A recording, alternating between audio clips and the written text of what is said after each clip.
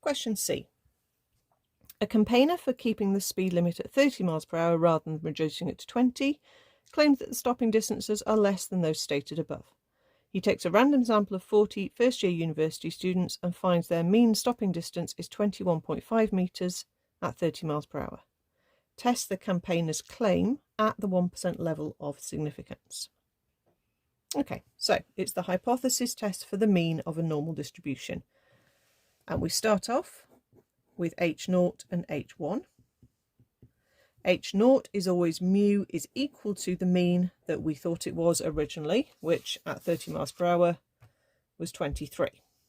Okay, so we start with mu equals 23, and then mu is less than. Okay, we're testing the claim that the stopping distances are less than, so we're seeing if the mean is less than 23. So we've got a one-tailed test.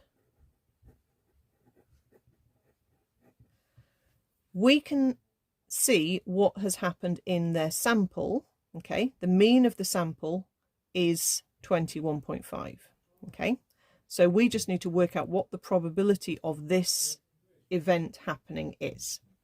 Okay, so let's write down, first of all, if we just chose 1 to be in the sample, then we would have normal distribution 23, 3.8 squared. That's what we had originally. But if we're doing this mean of a set of data from this normal distribution, the distribution of the sample mean, okay, would still be centered around 23, but the standard deviation would decrease, and it would decrease by a factor of root n, which in this case is root 40. Okay, so I normally write it like that. You need to remember that, and because that's the standard deviation you're going to use in your calculation. So in our survey, our mean of our sample was 21.5. Okay, let's draw a little diagram. There's 23 in the centre, 21.5 at the lower side. Okay. We always work out the probability of going towards the tail with the normal distribution, okay? And it's a one-tail test, so I don't need to consider the other side. I'm going to say, what's the probability of being 21.5 or lower? Because if I come to a conclusion to reject H0 at 21.5, I'm also going to come to the same conclusion if I was below 21.5. So you would never do the probability of being equal to, you would always do the probability of the tail.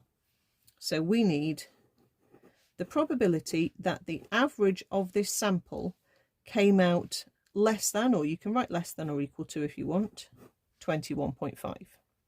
Okay, and we're just going to use NCD once more.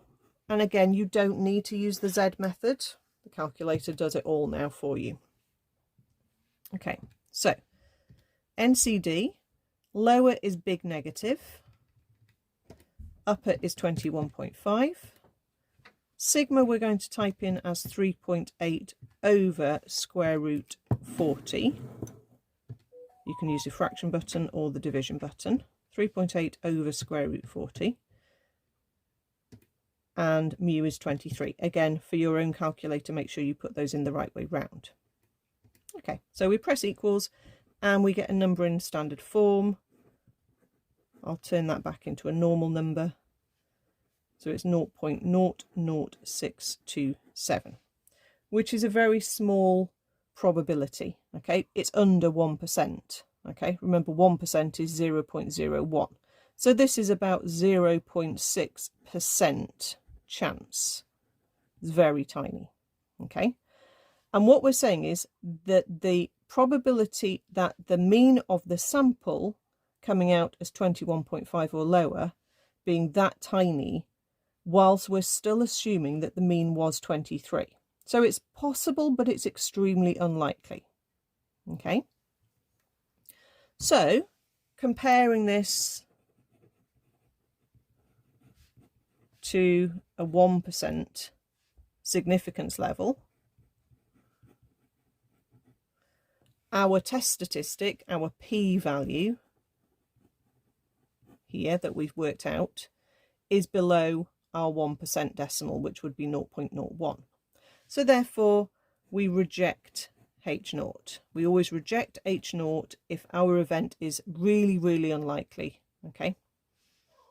Because it means that we then can say, well, on evidence, it seems like H1 is more likely. Okay, so I'm going to say reject H0, okay, and say that there is sufficient evidence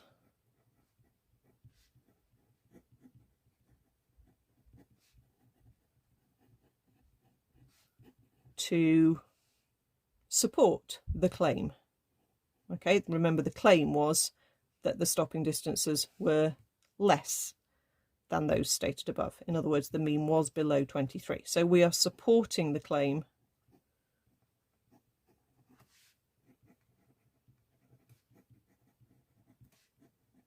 that the stopping distances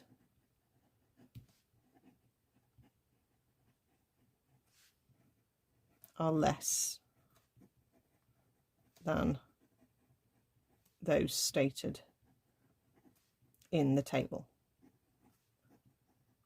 Okay, make sure you say what you're going to do with H0 and give some sort of context, okay, to your question.